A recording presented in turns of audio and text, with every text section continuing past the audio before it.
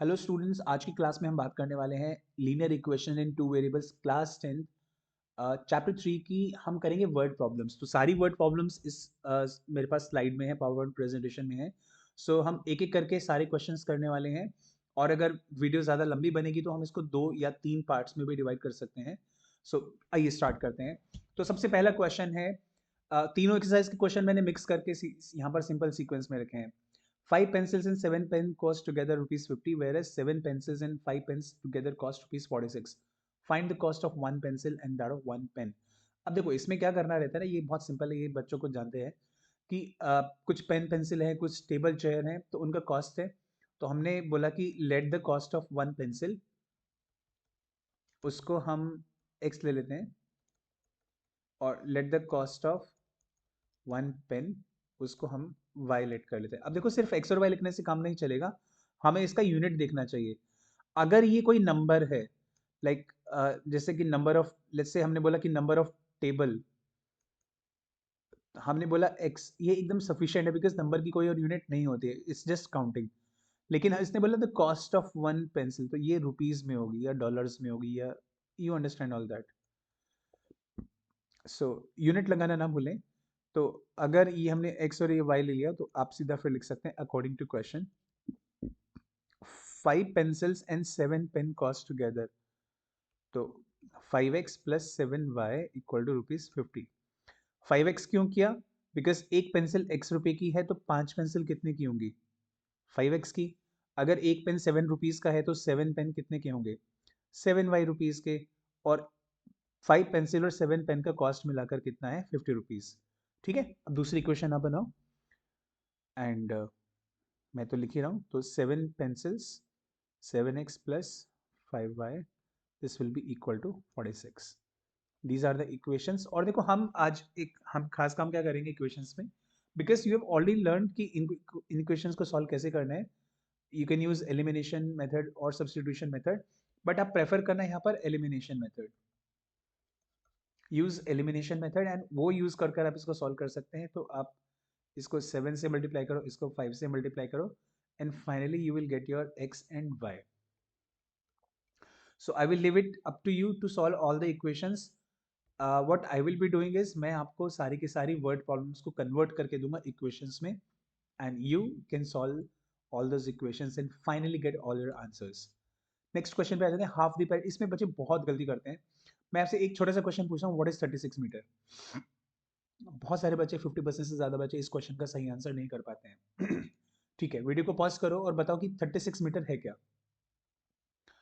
तो ठीक है, नाउ आई होप कि आपने आंसर लिख लिया है अपना, आपने आंसर दे दिया है। तो अब इसमें जनरली मुझे आंसर्स क्या मिलते हैं, जैसे कि अ, तो इसमें बच्चे बोलते हैं कि जिसका लेंथ तो है 4 मीटर ऐसा, और उसका विड्थ है 36 मीटर, ऐसा बोले ना। तो देखो बेटा, लेंथ 4 मीटर है, विड्थ 36 मीटर है, पॉसिबल कुछ ऐसा थोड़ा अजीब साउंड नहीं कर रहे हैं? तो ये ऐसा नहीं है। अगर इसको आप ध्यान से पढ़ो, थोड़ा इसको इंग्लिश को ब्रेक करना पड़ता है। Half the perimeter of a rectangular garden whose length is 4 metre more than the breadth. So this is like, ये क्लॉजेस वाला गेम है, ये एडिशनल इन्फॉर्मेशन है। Correct.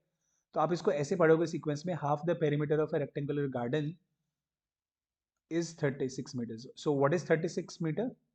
36 is half the perimeter. Half of the perimeter. And what is perimeter? Half of perimeter of a rectangle is twice of L plus P. This is 36. 2 से 2 cancel किया. So आपके पास आता है L plus B is 36. Yes, it is that simple. Just remember, half the perimeter is 36 meter.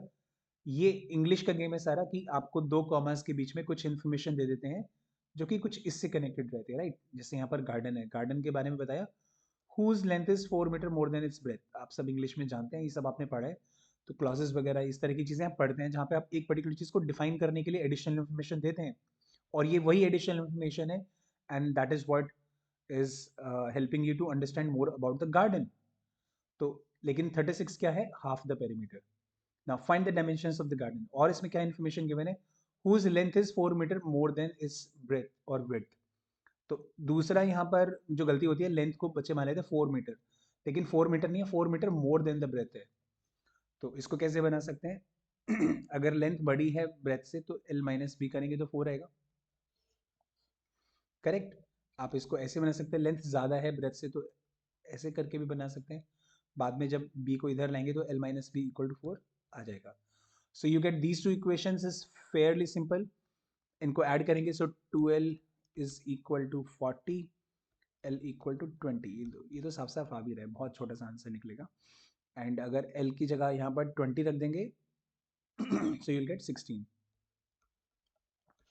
It is so simple. आगे चल रहे हैं बेटा, बहुत सिंपल क्वेश्चन है, इसको देख के घबराना नहीं। बहुत सारे बच्चे इसमें मिस्टेक करते हैं, घबराते नहीं है, मिस्टेक कर देते हैं, उनको अरे ये तो मेरे को आता है, इसमें है क्या। कुछ बच्चे घबरा भी जाते हैं। Next question, the difference between two numbers is 26 and one number is 3 times the other. इसमें थोड़ी बहुत क्या क्या चीज़ें गलतियाँ होती है, चलो आपको बताता हूँ मैं। Difference between two numbers, so let the numbers be x and Y.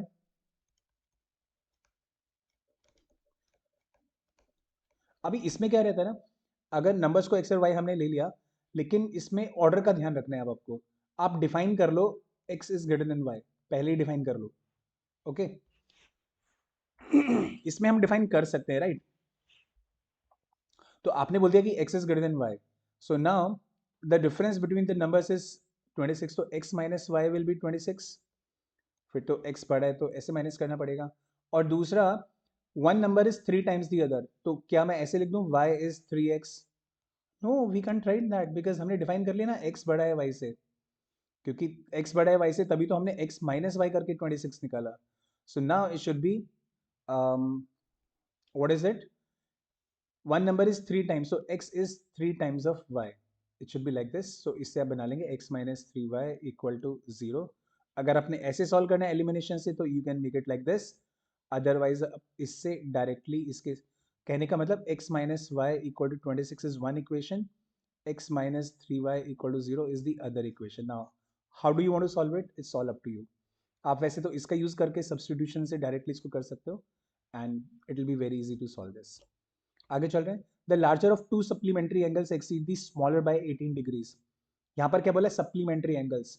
अगर एंगल्स को हमने x और y ले लिया तो हमें पता है कि इनका सम होता है 180 डिग्री, बात खत्म।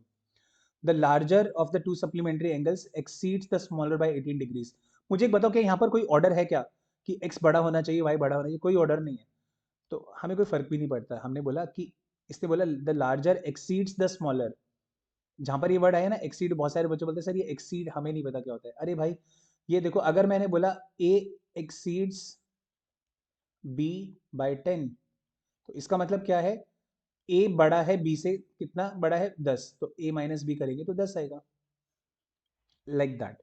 तो इसने बोला the larger exceeds the smaller by 18 degrees. तो हमने इसको, ये लार्जर है ऑब्वियसली, हमने डिफाइन नहीं भी किया तो ये लार्जर अपने आप हो गया। The larger minus smaller is 18 degrees. Solve these two equations and you get your answer. The coach of a cricket team buys 7 bats and 6 balls.